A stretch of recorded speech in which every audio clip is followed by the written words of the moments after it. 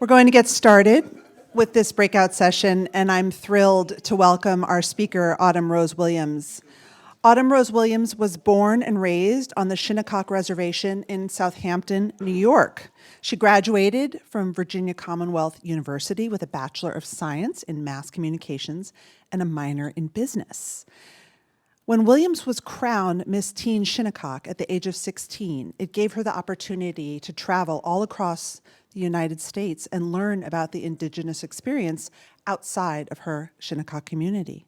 Following college, she was crowned Miss Native American USA 2017 and 2018 and took on another journey to learn more about her people.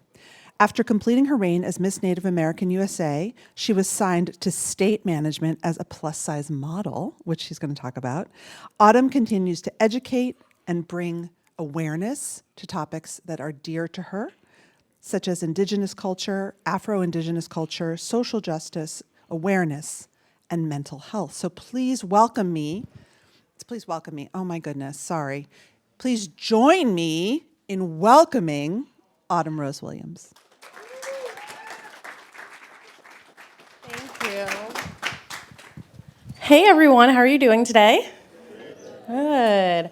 Akwe, Autumn Rose, Musquemin and Nuxqua, Natessa Williams, Shinnecock, Nachapayawank, Mukwa Nado. My name is Autumn Rose, and my middle name is Musquemin and Nuxqua, which means Raspberry Star Woman, because I was born during the raspberry season on a starry night. And I come from the Shinnecock Nation. Have you guys ever heard of the Hamptons? Okay, so Shinnecock is, the Hamptons is on Shinnecock and Montaukett territory, and there's an Indian reservation out there, and that's where I was born and raised. So what I just said when I introduced myself, I was speaking in my Shinnecock language. And one of the things that I said was akwe. And akwe is how we say hello. So akwe, everybody. And I share this specific Shinnecock word with you because for the Shinnecock people, saying hello isn't enough. When we say akwe, what we're directly saying is, I see the light in you. And I think that's beautiful to build that connection when you first see somebody and recognize the light that exists within them. And I share this because it's important to my journey. Because just as important as it is to see the light in other people, it's important to see the light that exists within yourself. And throughout my own journey, within my career and my different experiences in my life, when we talk about you're on mute, that light that exists within me slowly began to dim when I didn't know how to speak up for myself and advocate for myself. So before I continue, I just want to show you some pictures of where I'm from to give you guys some context about my tribal nation. This picture right here is actually, the background is on Shinnecock, and I'm wearing a t-shirt by my brother. His clothing line is Manawises, which in our language means I fear no one, or to be fearless. So his name, part of his name is fearless. This is the Hamptons, and the green part is the Indian reservation is in that area. This is a picture of the Shinnecock Nation, and this is, Shinnecock means people of the stony shores. So we're very descriptive. As you can see, our shores are very stony. And as Shinnecock people, we are coastal people. So a lot of our cultures and traditions tie back to the water and the coastline, but we are also Eastern woodland people. So a lot of our cultures and traditions also go back to the woodlands where we live. And this is a photo where all of our community buildings are, and this is the community center where we host a lot of our community events.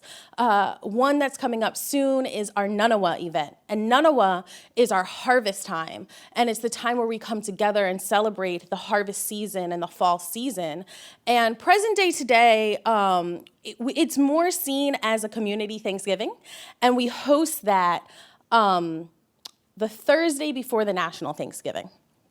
So that's just a little information and sharing of my Shinnecock culture. But to go back to you're on mute, and being able to see the light that exists within yourself. In college, I studied public relations, and with a minor in business.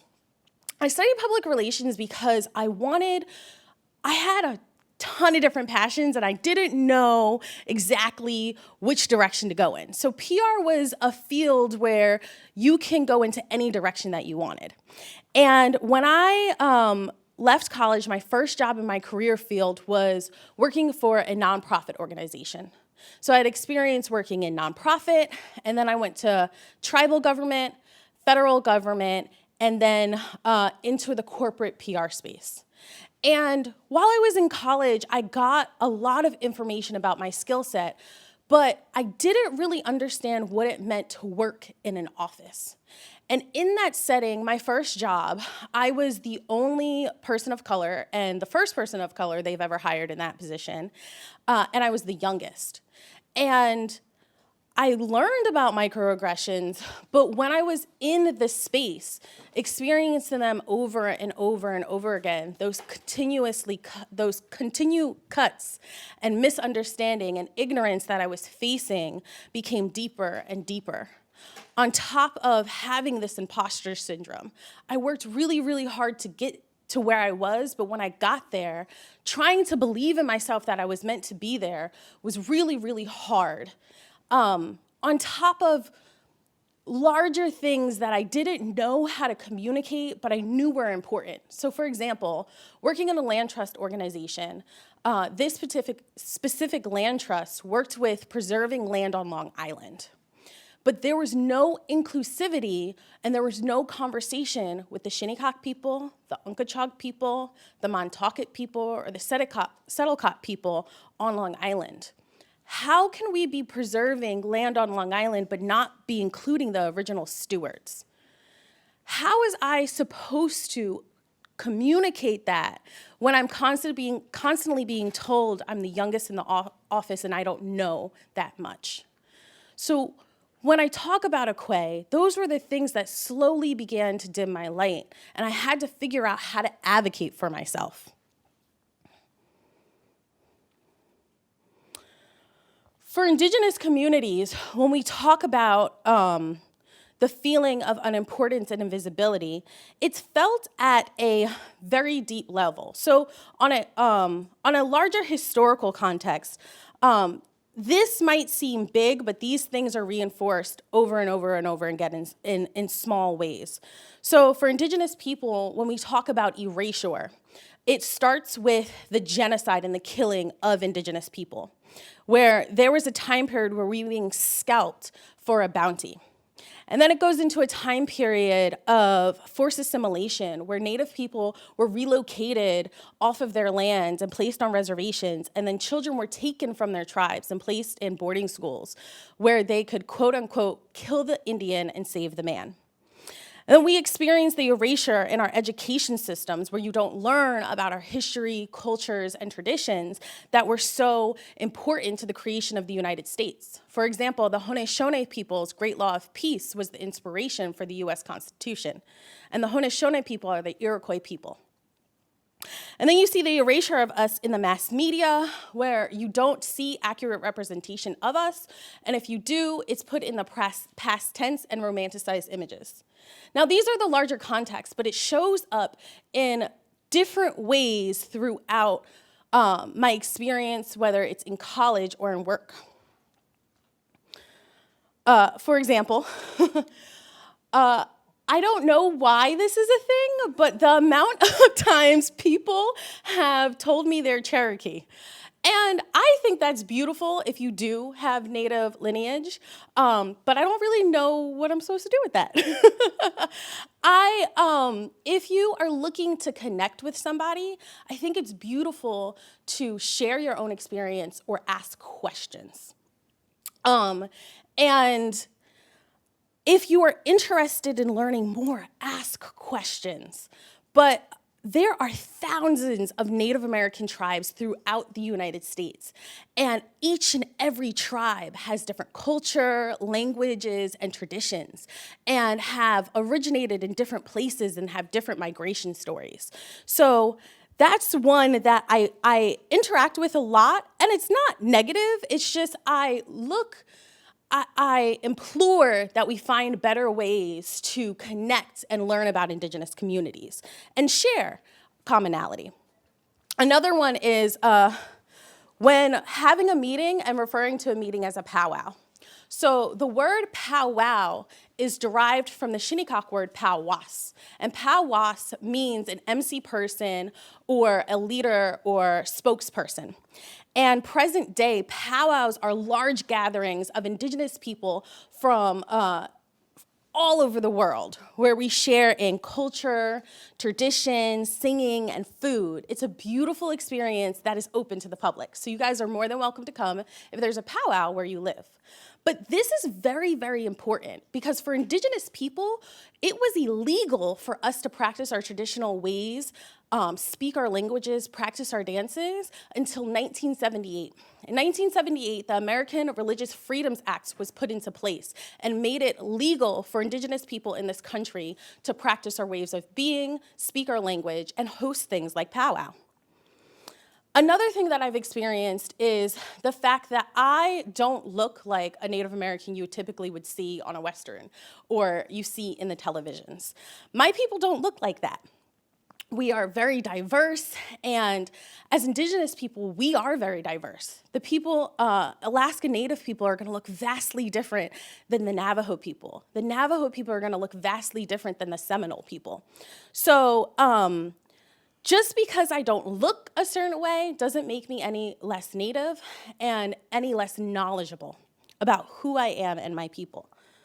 And for example, I love this photo. These are my people. So you could see the diversity.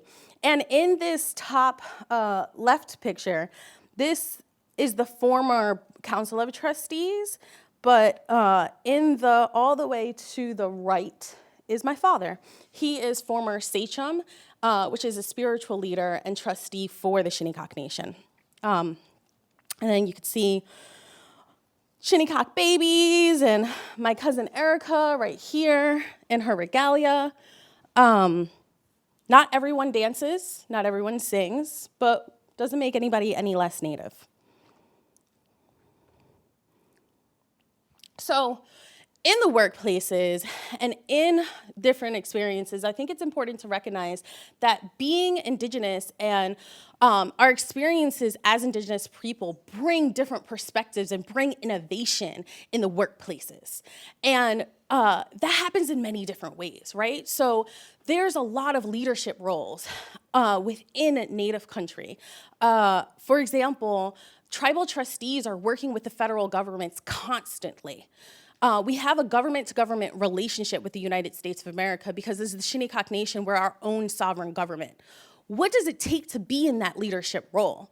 And that leadership as an Indigenous leader or trustee is seen very different for every single tribe. So for example, the Mashpee Wampanoag people have something called a Women's Elders Council, where they also have a tribal chairman, but everything has to go through that elders council. Because for the Mashpee people, they recognize that the women's wisdom is very important for making decisions, right? So that's one way in which they approach leadership. And to understand that also gives you different ways to understand in a work environment, how can we look at at wisdom and the people in our environments to help make decisions. I should also point out that wisdom within our community isn't something that is correlated with age. So you can be a part of the Elders Council and be someone who is 16 or 20 or 30. You don't have to be a traditional style elder.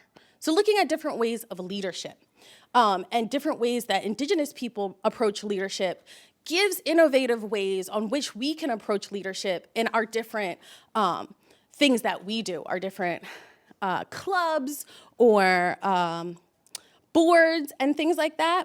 And for Indigenous people, when our communities thrive, we continue to survive. So a lot of the things that we're working on and we're talking about with Native communities is ways in which we can continue to grow our tribes and can continue to thrive. It's not always focused on things such as profit, but it's focusing on things such as preservation of language, culture, traditions, and ways of being. So looking at all of that, for me, in these different roles in working in the nonprofit sector, in tribal government, in federal government, in corporate PR, I was facing all of these things and I didn't know how to advocate for myself. And that light slowly began to quiet. And what I realized is I had to really look at that imposter syndrome. I really had to look at, why do I keep questioning myself? I'm in these positions. They see my ability. Why can't I see my ability for myself?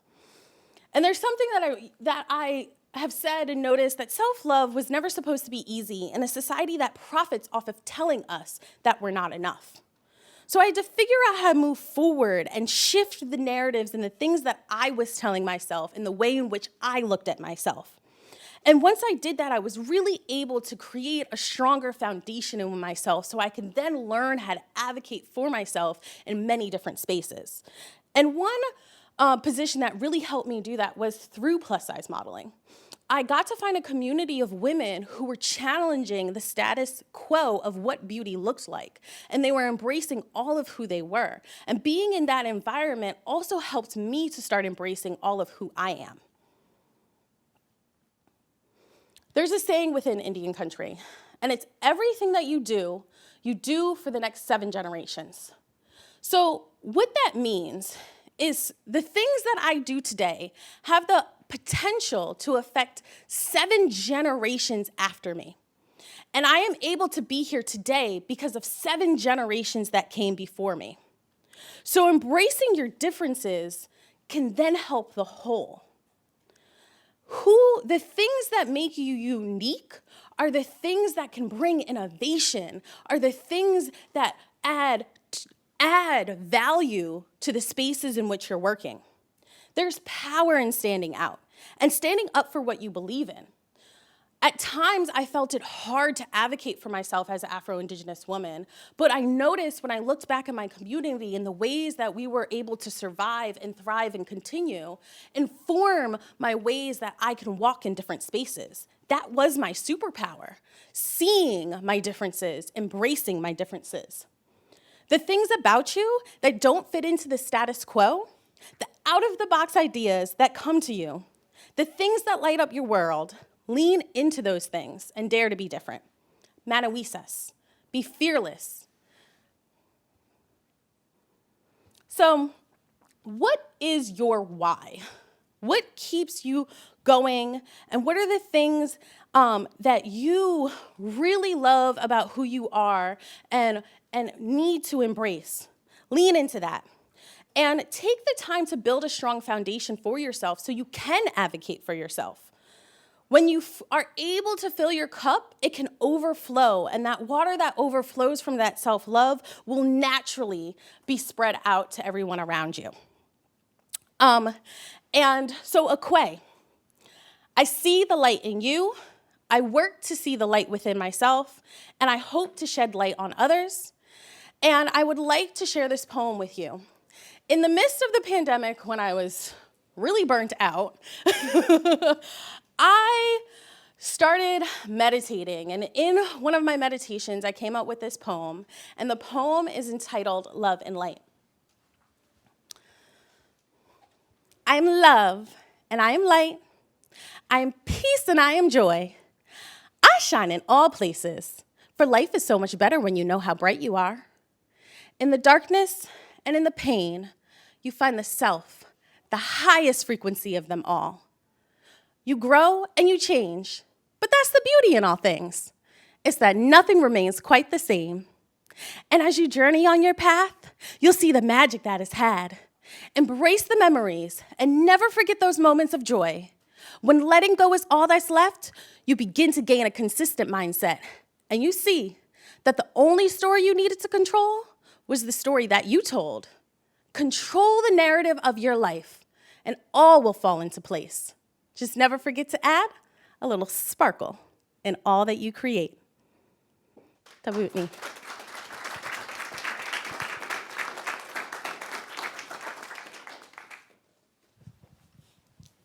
Thank you.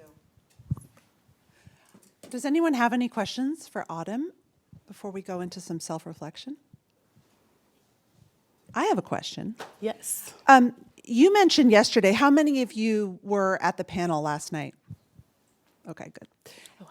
You mentioned something about, we were talking about mental health at college, and you said when you got to college, you didn't know what that was, and that was a real part of your journey, and I was wondering if you could share a little bit. And we could actually, maybe we should move to our barbershop chairs. Yeah, let's do it.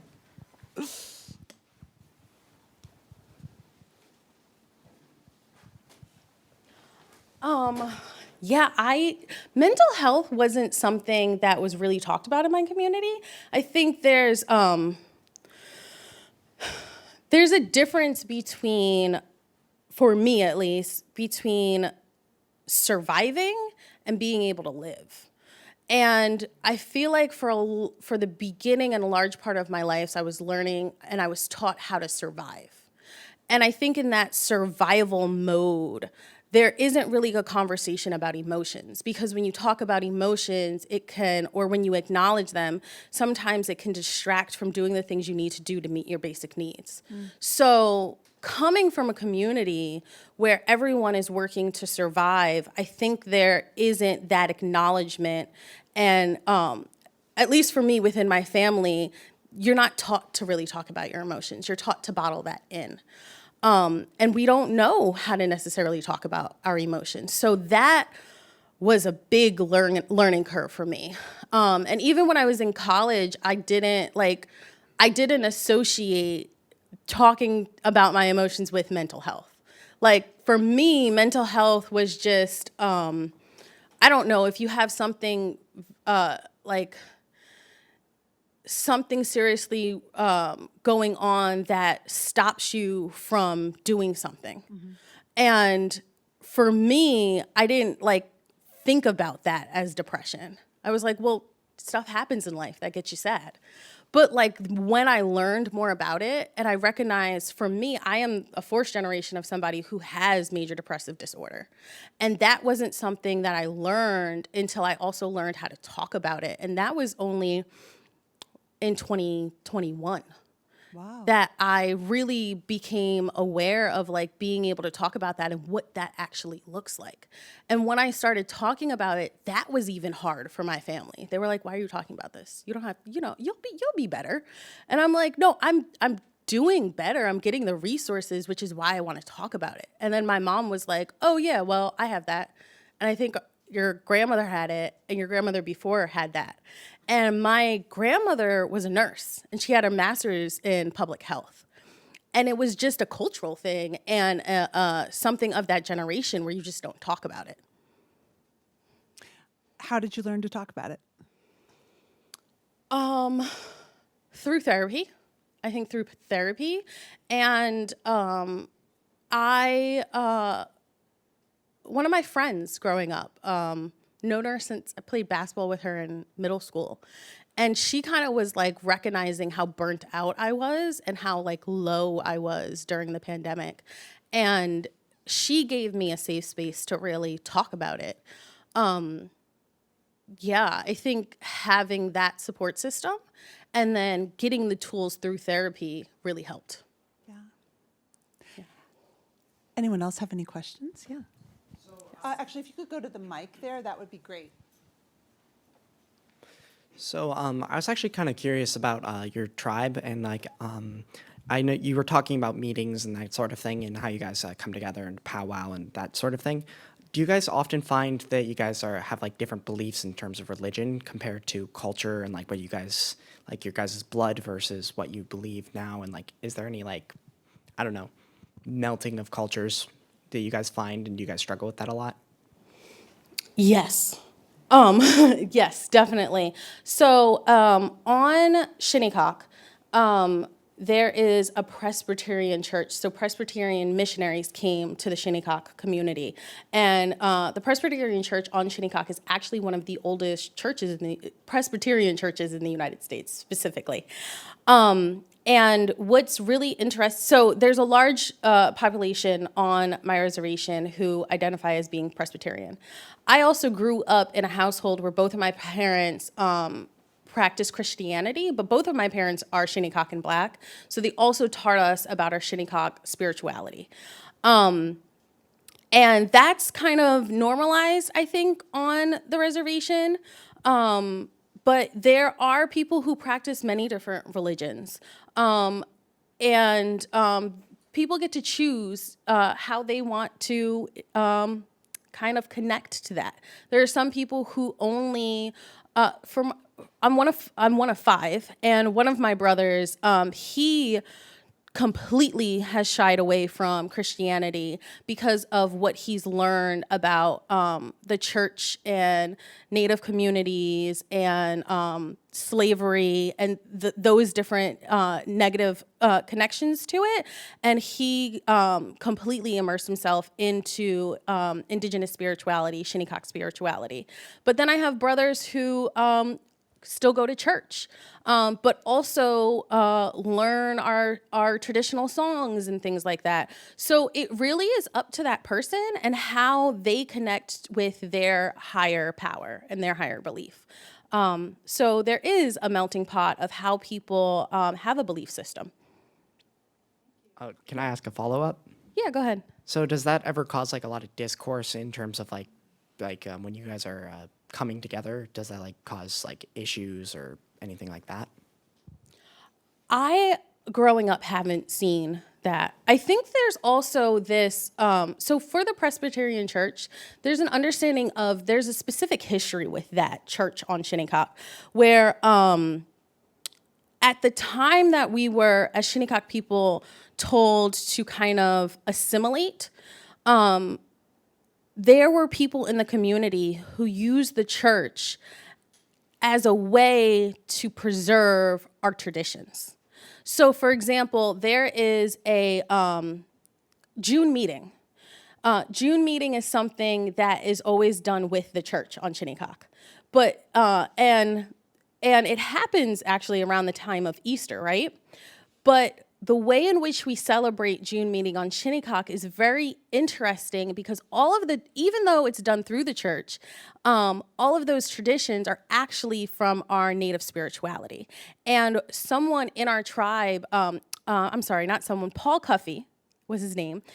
He became a pastor of the Presbyterian Church, and he used his teachings of that he was taught as a pastor and was able to also bring in certain teachings of Shinnecock ways of being to preserve them. And it was our way of doing it at a time that practicing these traditions was illegal. So going back to June meeting and the time that's celebrated during the strawberry full moon. And that's important for Shinnecock people because the strawberry full moon is seen as, that's during the springtime, and it's seen as our new year. So the spring brings new life. So that's why we celebrate it as the new year. And strawberries have a lot of importance to our culture. So that's why we celebrate. It's called June meeting, but it's really celebrating the new year and the strawberry harvest. Thank you. I appreciate it. Thanks. One more question. Would you, just so we can capture it for video, would you mind standing up in front of the microphone and tell us who you are? Thank you. Sorry, it's a little tall. Hi, good morning. I go by Liz, but my name's Lisbeth. A major question I do have for you is, by any chance is your language known at Google? Because when we use translating, it pops up, oh, these are the available languages or resources to help people that aren't able to speak English, for example. Hi, Liz. Thank you for your question. Not that I know of. So for the Shinnecock language is an Algonquin language. The Algonquin is a language dialect that's mostly in the Northeast, spans a little bit more towards the West too. And within that, there's a lot of different language dialects. But for the Shinnecock people, we're a tribe that doesn't have any fluent speakers. So we're going through a process of language revitalization through our different songs, through different words that we've been able to maintain. We've looked at that and are in the process of bringing back our language with the hopes that one day we will have another fluent speaker. So I don't know that Google would have that because we're still in the process of doing our language revitalization, and that's been going on for over 10 years now, but it's a very arduous process because you're bringing back a language that doesn't have any fluent speakers. So it would be really cool to have it on Google one day, but there's a lot of different dialects that are within the Algonquin dialect also. So there's multiple different tribes in the Northeast that are doing this process. Thank you. Fascinating. Yeah. Thank I you. also What? have another question. Sorry. Make it quick though. Yes, of course. I'm also indigenous, so I was wondering how, like, I obviously see you up here speaking. How could I also do the same thing? Like, because I want to definitely give exposure to my community just because there's a lot of people, and I'm still surprised there's no resources for us. What tribe? It's not from America. It's more from Mexico. It comes from the state Oaxaca. So my mom's trilingual, but she's very overworked just because there's lack of Google anything. It doesn't exist, even though the language exists in books. So I was wondering, like, who do I talk to so I can let them know, like, hey, like, there's a lot of people that know like 3 languages that we are able to help you. So hopefully that could pop up online. Yeah, that I don't know exactly, to be honest.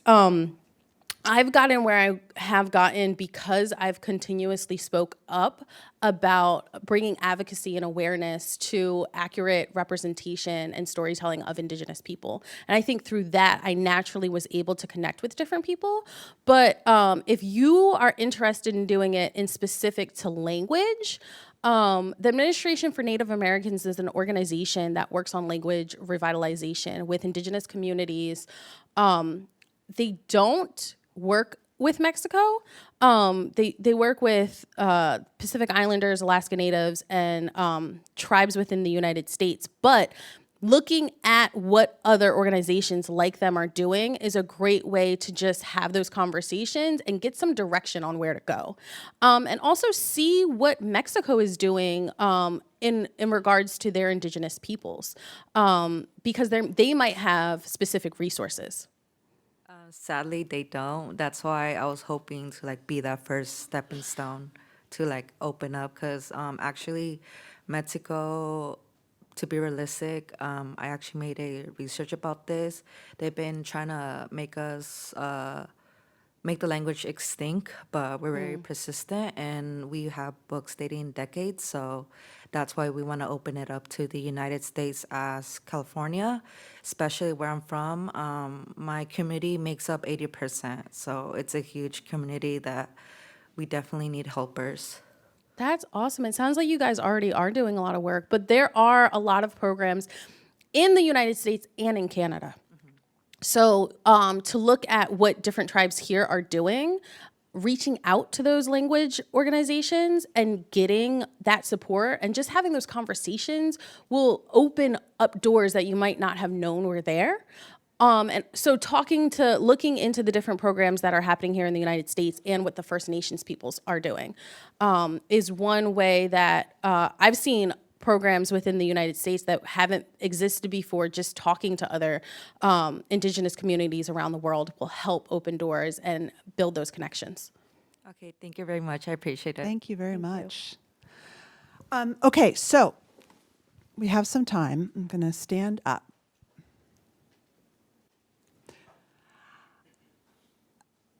Do you feel like talking? I don't think we're going to break into small groups because I don't think we need to. But would you prefer to break into small groups, or are you comfortable staying together in the room?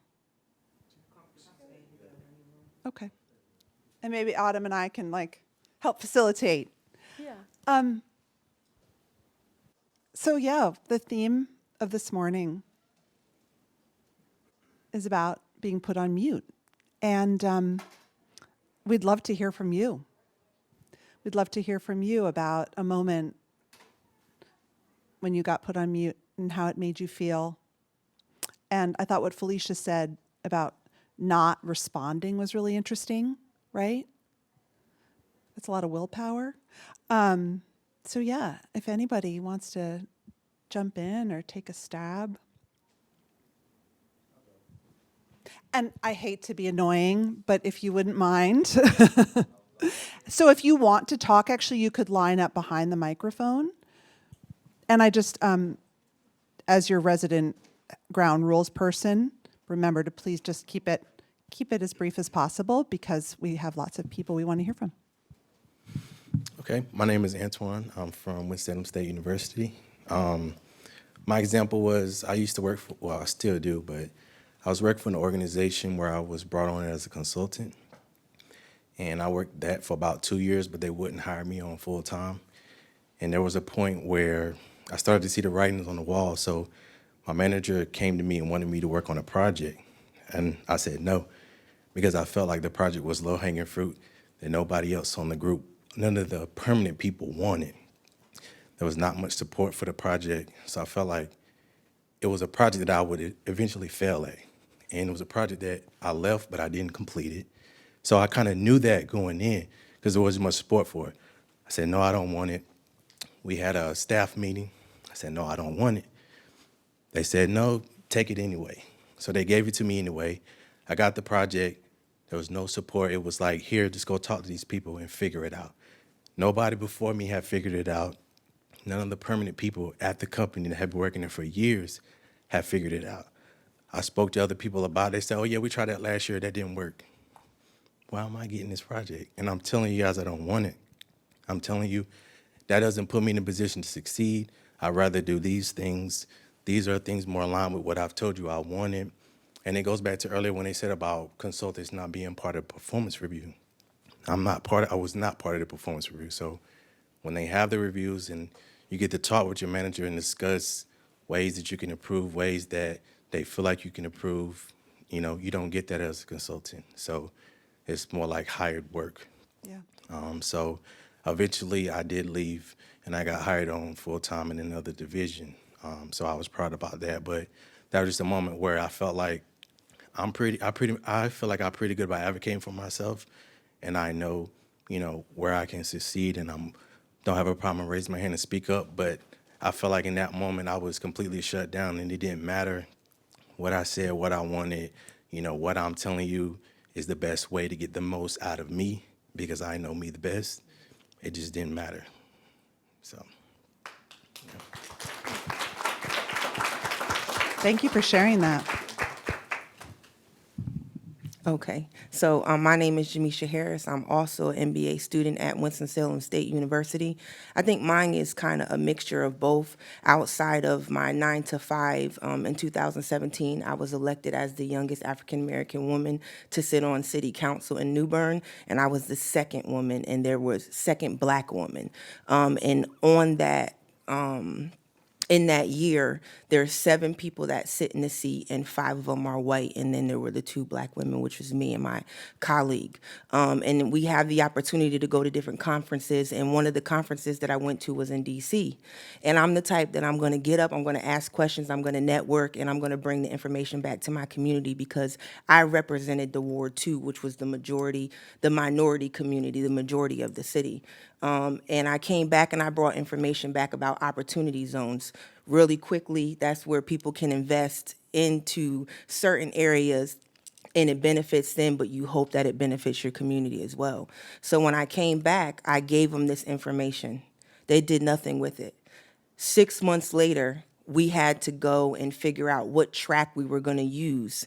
And we had the ability at the time when I brought the information back to send a request to the governor. They didn't do it. But when it was down to the crunch, when we really could have utilized it in those resources in the community, they were just looking around. So it just made me feel like you didn't acknowledge me because it came from me. I was younger. They thought I was inexperienced. I know nothing about politics, but that doesn't matter. I brought you information that was going to benefit the community and the city as in the whole, and you didn't utilize it. It frustrated me. And throughout my time, I always had to battle with being a young Black woman. If I was passionate about something, I was angry, and it's not fair. I felt like I was gaslighted. So that was an experience that I had. But it came full circle. We're able to find resources outside of government to be able to do the project that we needed to do, just to kind of thank you. Thank you. Who else has ever felt like their age has been used as a reason for people to not change things? Anybody want to talk? I can give you the mic if you don't feel like standing. I guess. Hi, my name's LaJohn Thomas. I'm a second-year IT student at FAMU.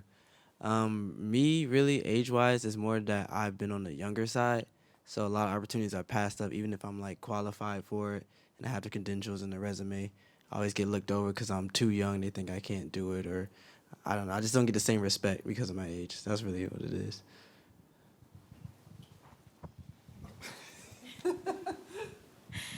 Hi, everybody. I'm Kayla Laws from Tennessee State University, and I actually have a question for you guys. So, what if you put yourself on mute because you feel like that you don't qualify, or that the people around you make you feel like that you won't get to that stage?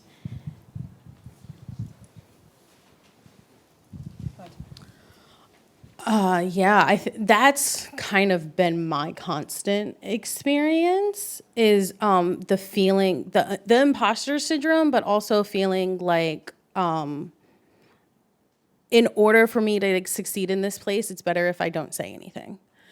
And what I think has helped me in that is honestly looking into my own resources for webinars and stuff like that, for finding the language and how to advocate for myself. Because a lot of the times when I have felt like that, I didn't know where to go. So when I was able to find resources, I was also able to take those resources and figuring out how to make that work for my different spaces. Because, every work space is different.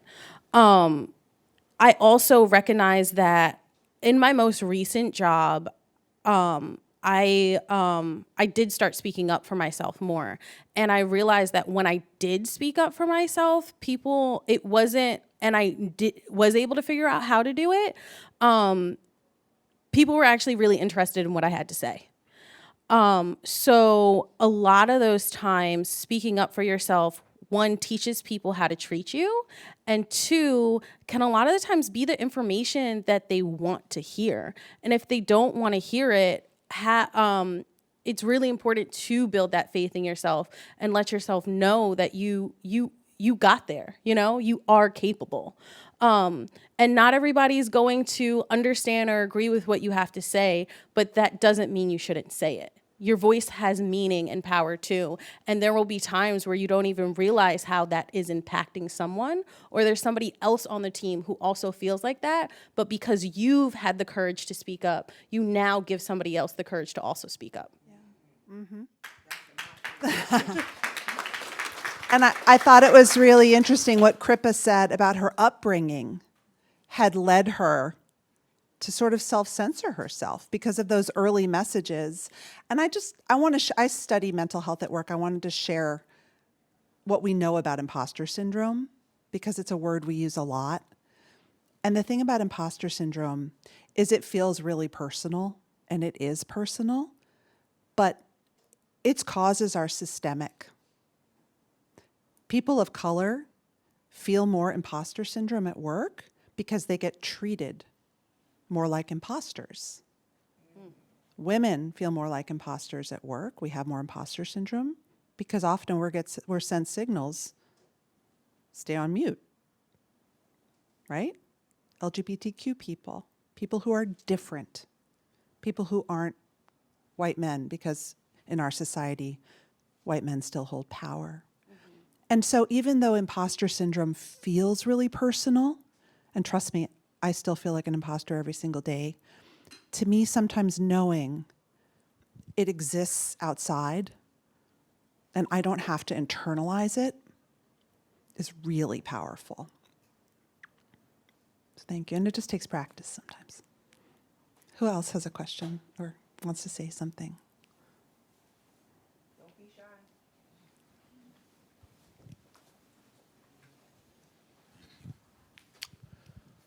Hello, my name is Jacoby. I am a third-year student at UC Berkeley, which is primarily a white and Asian university. And so imposter syndrome is definitely something that, I've experienced a lot throughout my time there. But I just kind of wanted to talk about like some of the pros of imposter syndrome for me personally, because I feel like it's kind of helped me find myself in a way and like realize that everyone has their own, particular path. So it's helped me not compare myself to other people while also being able to, be motivated by other people's stories or what other people might be doing because, coming into Berkeley, a lot of people already know what they want to do. They've already had a lot of prior experience, and it's just not something, especially in terms of like professional development, and that was not something I was used to. So yeah, I feel like that experience, while it has affected me negatively, it has also like affected me positively in the sense that I've been able to, figure out what I want to do personally and, stay in my own lane, which has helped me progress more, I feel like. Thanks, Jacob. Thanks for sharing.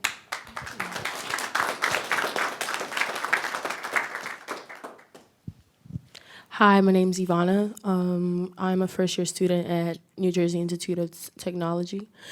And I grew up as a Black girl in South Korea my whole life. I came here last year. And growing up in Korea, as not only as a Black person, but also being from Africa, their mindset of Africa is just people being poor and stupid. So I feel like, back to talking about being muted, anything I say, like, even though, like, it literally objectively makes sense, like, whatever I say really doesn't have any meaning because I'm African, I'm Black. So to them, the mentality that they have, especially because I grew up there during my, younger age, I was in the Korean public schools. So being like the only Black person in the room, like whatever I say didn't really, mean anything to them. So like, when we go into groups, I used to hate group projects because, whatever, I would say what I was never, ever, ever heard. So I felt like, being muted. And then I think that experience led me to start, self-muting myself when I, when I found myself in different situations. So I think, but also to also like comment on how like to work on that. I feel like, constantly telling yourself that, what you say like does matter, and even though you're wrong, like just putting yourself out there and like expressing yourself definitely makes a difference. Yeah. Thank you so much. One of the best pieces of advice I ever heard was to have a brag book or a clips file, so that when you're feeling like you don't belong or you're not worth it or you're not whatever your thing is, you can pull out some objective evidence. Maybe it's your great grades, maybe it's a teacher recommendation, maybe it's something someone said about you on LinkedIn or whatever, so that you have objective evidence for when that unreliable narrator kicks in. Have your like brag book. Thank you for sharing. Who else? Actually, you know what? You should just, if you're closer. Is that okay? Okay, hi. My name is Kyla Batson. I'm from Florida International University, which is a not historic, but it's a Hispanic serving institution.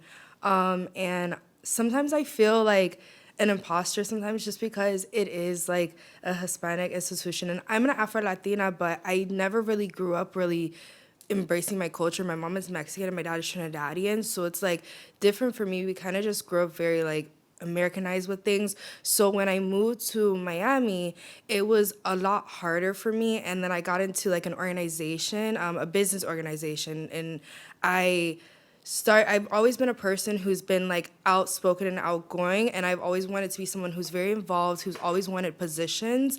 And I thought I found like a place. I was like, oh, I found a place that I fit in. I found a place where like, I can be embraced and I could feel like I can thrive in a business setting and a professional setting. But a lot of the time I do feel muted and silenced because of the fact that I'm still a Black woman in that organization and I'm like one of the only ones. And I feel like if I say things, it gets taken in a wrong way or in a wrong context, and then it stops me from getting certain positions. It stops me from being able to feel like I really belong there. And I've just kind of felt very like secluded and an outsider, and sometimes I kind of just don't want to be there. Like there's days when I just want to like not be a part of like anything going on, but I still want to stay and like thrive.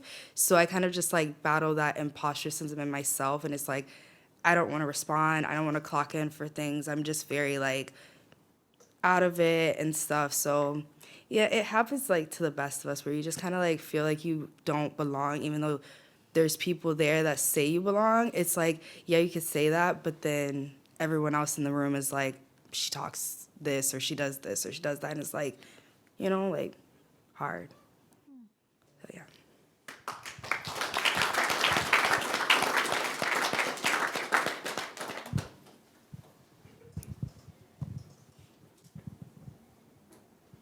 have a different type of question. Go for it. It's more general. This has nothing to do with feeling inadequate in terms of your race or your gender, but from what I'm hearing in terms of like having the imposter syndrome in general, it seems that it creates some sense of awareness. So for instance, if you come to work for Google, which is a big company, and you start working here, I think my strategy, and maybe it's wrong, that I wouldn't strive not to feel like I don't have imposter syndrome. I will actually feel that, but actually kind of use that to find what things make me, like what are my limitations and what are my strengths. And I don't know if that's the right approach, like not to feel like an imposter in certain circumstances where, like if somebody gives me a big project, right? Should I strive not to feel like an imposter, or is it good that I'm feeling that way because it actually gives me some awareness about my limitations? What do y'all think? You want to stand up? So, personally, what I do when I feel imposter syndrome is that I tend to do two things. I take kind of like what was it you said, a brag book, and I go look at what I've done, right? And I analyze what I did, and I take a very logical approach because I think that it's very effective. And I look at that, and I'm like, okay, what am I actually working on? Is it similar to what I've worked on in the past and succeeded? And I compare and I contrast. Okay, so if it is, oh, okay, well, I'm just feeling this. This is my narrative in my head. It's not real. But then if it isn't, I'm like, oh, I'm actually out of my league here. And I think that sometimes that the imposter syndrome, the reason we naturally have it is because it's necessary in a way. Like we have to sometimes fall back and realize, hey, maybe this is out of my comfort zone. Maybe this is something that I need help with. And then I go make myself qualified for it. So I go learn about it. I go explore. I go see things. And then I come back. And I kind of take that approach on it. And I think that if you take that approach on it, you grow as a person from that instead of letting that imposter syndrome tear you down. Use it as a tool. I love that. And actually, that's a tool. You'll all be getting a copy of my book in your goodie bags. And so we talk about tools like that. All right, one more question.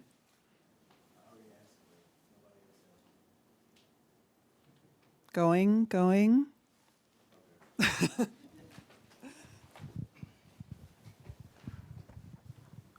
So I kind of want to bring it back to being put on mute. So my question is, the organization I work for, it's not an American organization, it's European, Swedish to be exact. So a lot of the all of the executives and a lot of the management are European or they're from another country. So being American at that organization, you kind of feel like, for lack of a better word, an immigrant, right? Even though you're here in America.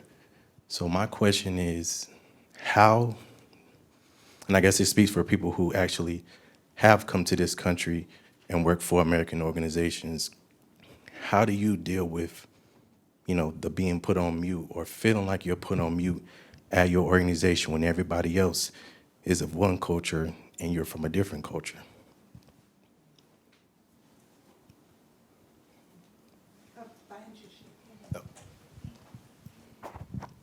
Hello, my name is Valeria. I'm a senior at Florida International University. Me and my family, we immigrated from Venezuela. So I would say I'm always in an environment where I may be different or from another country. And honestly, my way of dealing with that is educating. I like to always share my culture, share my experiences, share what my parents went through when we immigrated here. I think it's beautiful that other people learn other cultures. I always enjoy learning about it, and I kind of turn that kind of insecurity of, oh, do I belong here, to as an opportunity to educate others on what your culture is.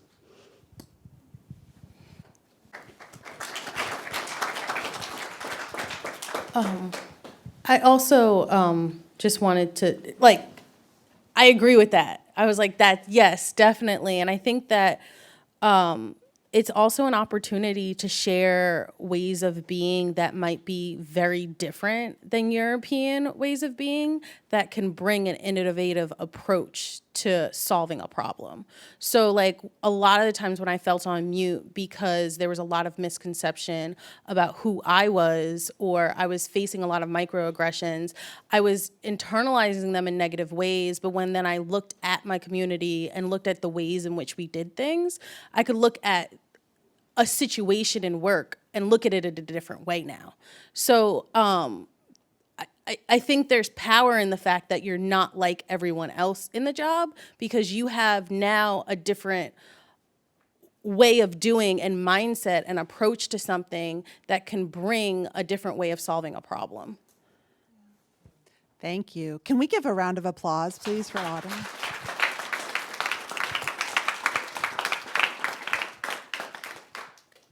Thank you. It's lunchtime.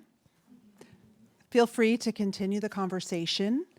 You'll see the food out there, and we will reconvene back in the main room after lunch. Thank you.